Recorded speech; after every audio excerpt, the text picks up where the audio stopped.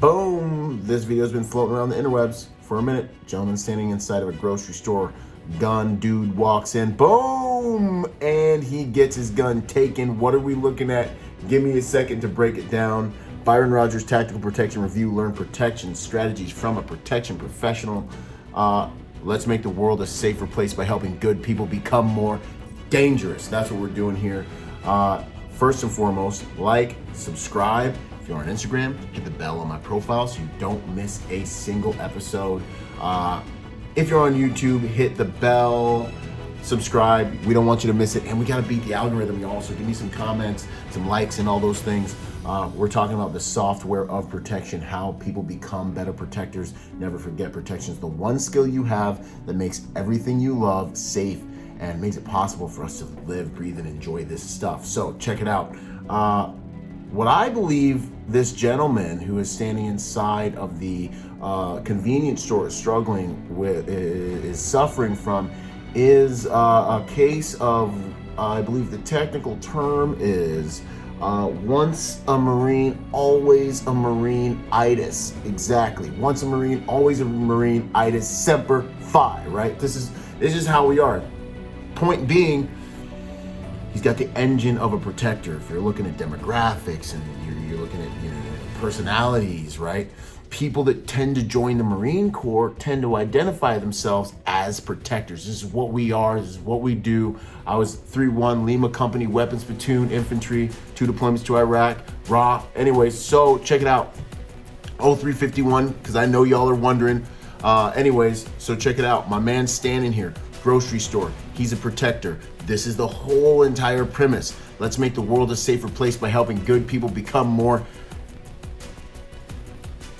dangerous, right? So my man's sitting here, dudes walk in.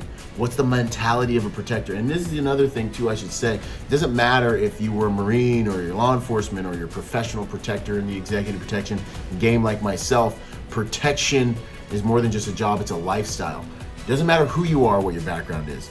You may have the protector DNA. Go check out my videos. I got an awesome video about the protector DNA. You could be a painter. You could be someone who works at Starbucks. You could be anybody out there, but you've always been a protector. You've been the person that like, yo, look, you can mess with me, but you can't mess with my friends. Look, while I'm in this room, this is not gonna happen. These are the people, these are the white blood cells in the body of humanity that exists on this planet. And these are the people that I'm all about training and investing in so we can make this world a safer place for our kids to grow up in, right? So I love what my man did here. If anyone has contact with him, let me know. I'd love to have him on my podcast so we can talk more about this incident. Semper Fi. Anyways, making the Marine Corps proud. But let's get a little bit into the tactics, the psychology of this. This man's a protector, right? What does it take to be a protector? Willing, capable, and prepared. I talk about it all the time. You got to be willing. He was willing to do something, right? Capable. He was capable. He's a thick boy. He overpowered these dudes. Prepared. Yo, Semper Fi. I believe the Marine Corps prepared him physically and psychologically for this moment in time, right? And this is what we're talking about, figuratively speaking. This is how you go to Valhalla, right? So anyways, my man sitting in a convenience store, a drawn gun walks in. What are we looking at? See, he is, let me get some arrows out here. Let's go play by play. He is sitting here dealing with the counter, right? But pay attention. You can also tell by his body language, right? Here's the counter. He is blading himself, right? Because he is maintaining some awareness to that door. When you start to get into people's limbic systems and kind of the subconscious indicators of body language, something that Yusuf Badu teaches, go to protectornation.com right now. Get access to the Protector Nation library. You'll learn about behavioral profiling online. It'll make you a much safer and more dangerous person at the same time. It's a skill. Yusuf teaches the FBI and all these agencies we can't even talk about. But anyways, you can learn from him. Go there, free training guide. Anyways, so when we're looking at what his brain is telling me about his awareness in this environment, I can see that one foot is pointed at the actual counter, but I can also tell that I can't see those other toes, so that other foot is pointed off in this direction somewhere. This tells me if you're talking to someone and they start shifting, the direction their feet are pointing is the direction their awareness is, right? So he's also maintaining some awareness to this door. He's not gonna get snuck up on. The second these guys hit that door and start coming through the door, He is already ready. It looks like they just got done talking. If you look closely, you can also see his heel. His foot's already bladed that way. He's paying attention that way. And when the action happens, he's in a decent place to do something about it. I love this. My man comes in with his gun and he is expecting to dominate this space. This is kind of an arrogance that a lot of wolves make, that a lot of aggressors, a lot of people that look to victimize people make, is they think that just because you got a gun, everyone's gonna bow down and they have automatic dominance in the environment. This is great, let them have it. Pick your moment to strike. Pick your moment to attack the attacker. Never draw on a drawn gun, but if you look for the right moment, you can find the edge. My man sits tight. You can tell by his body language. He assesses the gun. He sees it. He's probably looking at the second guy to see if he's also got a gun. My main man, lead dude, has the gun out. And what is he doing wrong here? Let me get you guys some more arrows. Boom, my man. This distance right here, this is one arm's distance. If you have a gun is a weapon that requires space. You need space to dominate environments with guns.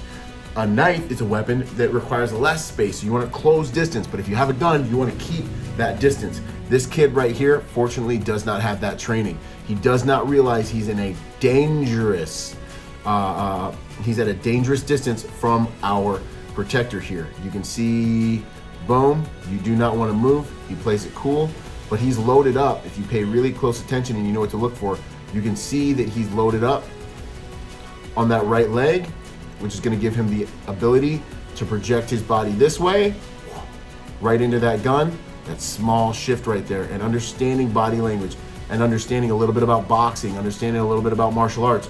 You can see these indicators in the way humans' bodies move and really kind of in the ergonomics of how humans move and exist in the environment, which can give you an edge, right? And so he comes, he grabs that gun in a safe direction. This is also why it's very important to maybe understand firearms, understand how hard it is to really shoot someone, understand what you're gonna be going up against, and understand how to use the tools you have. Some people would have maybe tried to draw on the drawn gun. Not the right move, in my opinion, but it could work. He drops his keys and in one movement, boom, grabs that weapon, goes after that weapon, and he misses the gun, which is very, very troubling, right? He misses the gun. That's really scary. If you can see there, you can see that right here, our bad guy still actually has his gun right here. So the next best thing, when you attack the attacker, violence of action, right? This is something they teach you in the Marine Corps, violence of action. He overwhelms. You want to set down an overwhelming basic fire, right? Completely attack the attacker. He overwhelms this little dude, hits him with a right as he comes over, knocks his little hat off, overwhelms the bad guy, their whole entire crew. The bad guy's homeboy, they probably talk about how bad they are together. What does he do? He runs, because the level of violence the good guy's able to achieve changes the entire battle space. There is so much to be said for being able to achieve a higher level of violence instantly, very quickly, when it comes to doing these things, attacking the attacker, and just violence in general. It is extremely important, but you cannot learn how to achieve that higher level of violence without training and experience, right? There's different types of protectors out there in this game, right? There's sheepdogs. Sometimes it takes a wolf to catch a wolf. Considerations. Anyways, ladies and gentlemen, yo, this dude's going to Valhalla. Much respect goes to my Marine Corps brother, Semper Fi. And if you guys, anyone can reach him, yo, I'd love to do a podcast episode with him.